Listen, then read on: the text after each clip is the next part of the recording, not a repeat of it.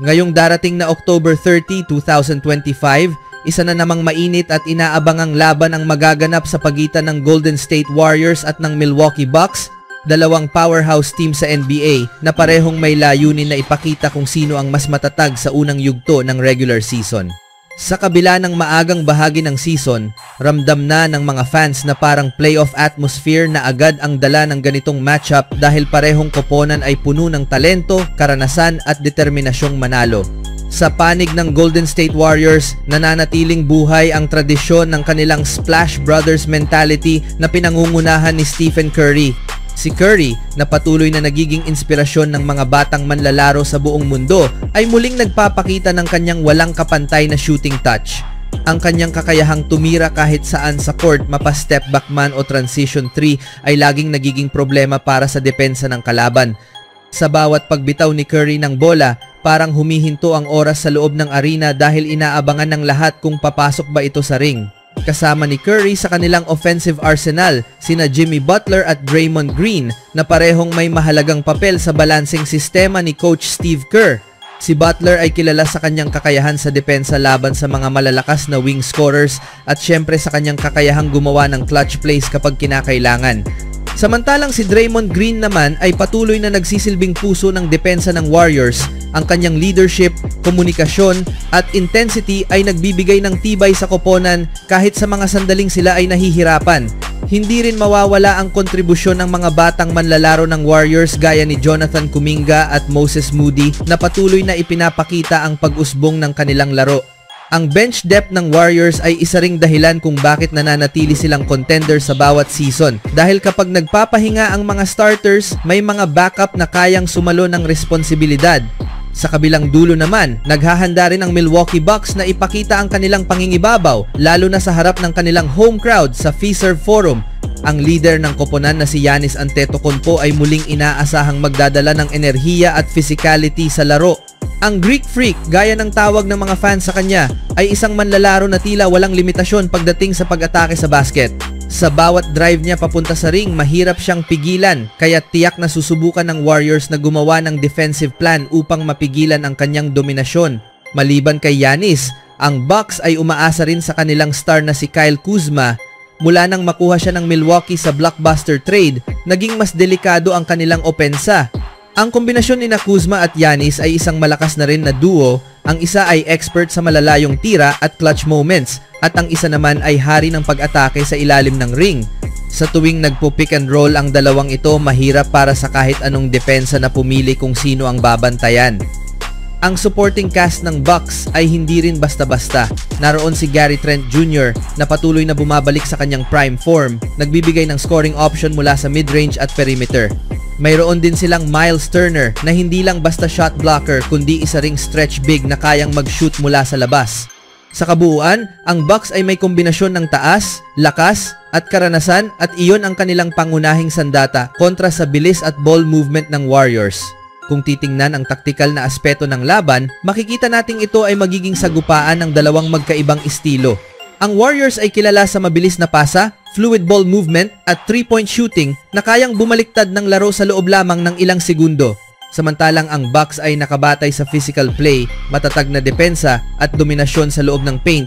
Kung sino ang makakakontrol sa ritmo ng laro, siya ang may malaking tsansa na manalo. Ang isa sa mga exciting na parte ng laban na ito ay kung paano tatapatan ni Draymond Green si Giannis. Alam natin na si Draymond ay isa sa mga pinakamahusay na defender sa liga pagdating sa physical matchups. Subalit iba ang antas ni Giannis, mas mataas, mas mabilis, at mas malakas. Kaya't makikita natin kung hanggang saan ang diskarte ni Draymond at kung paano siya susuportahan ng kanyang mga kakampi upang mapigilan ang unstoppable force ng Bucks. Isa pa sa mga dapat abangan ay kung sino ang magiging X-factor ng laban. Maaring ito ay si Quinten Post kung siya ay uminit sa labas at makapagtala ng maraming tres, o kaya na may si Amir Coffey kung biglang magliyab sa fourth quarter tulad ng dati niyang ginagawa. Ang mga ganitong sandali ang kadalasang nagbibigay ng pinaka-exciting na parte sa laro kapag parehong koponan ay nag-aagawan sa momentum at bawat possession ay parang championship na ang kapalit.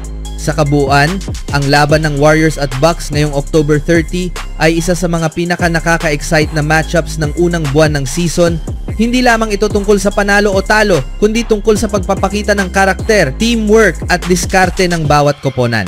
Para sa Warriors, ito ay pagkakataon upang patunayan na kaya pa rin nilang makipagsabayan sa mga bagong powerhouse teams kahit na medyo tumatanda na ang kanilang core. Para naman sa Bucks, ito ay pagkakataon upang ipakita sa kanilang mga tagahanga na ang paglalaro ni Giannis ay handang pa ring lumaban para sa kampeonato.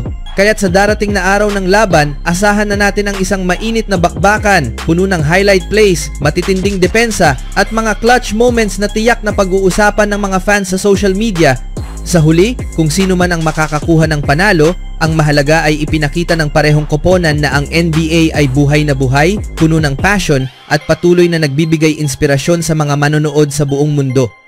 Kung titingnan natin ang mga possible starting lineups para sa darating na laban sa pagitan ng Golden State Warriors at Milwaukee Bucks, makikita natin na parehong koponan ay maglalabas ng kanilang pinakamahusay na kombinasyon ng talento at karanasan. Para sa Golden State Warriors, inaasahang magsisimula si Stephen Curry bilang point guard kasama si Jimmy Butler. Ang dalawa ay patuloy na bumubuo ng isa sa mga pinakamahusay na backcourt duo sa NBA ngayon. Sa small forward spot, posibleng magsimula si Buddy Hield, na kilala sa kanyang versatility sa offense at depensa. Sa power forward, nandyan si Draymond Green, ang emotional leader ng koponan. Habang sa center position naman ay malamang si Quinton Post laban sa mga big lineup na nagbibigay ng solidong rebounding at screening para sa mga shooters. Sa kabilang panig, para sa Milwaukee Bucks, ang kanilang possible starting five ay binubuo ng Ryan Rollins bilang point guard. Kasama niya sa backcourt si Kyle Kuzma na magbibigay ng scoring stability at veteran presence. Sa frontcourt naman ay si Giannis Antetokounmpo bilang power forward, si Miles Turner bilang center, at maaaring magsimula si Bobby Portis o si Taurean Prince bilang small forward depende sa game plan ng Bucks. Kapag pinagtabi mo ang dalawang lineup, makikita mong parehong koponan ay loaded sa talento at karanasan.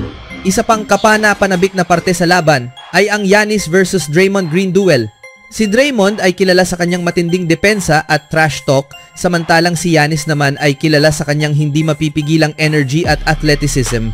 Sa tuwing magtatapat ang dalawang ito sa ilalim ng ring, asahan mo na magiging physical, emosyonal at puno ng intensity ang bawat play. Pero malamang ay mas gagamitin dito ni Kerr si Al Horford na may tamang sukat.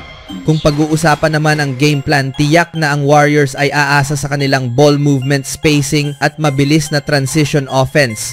Gusto nila ng mabilisang laro kung saan mahirap makababa sa depensa ang Bucks.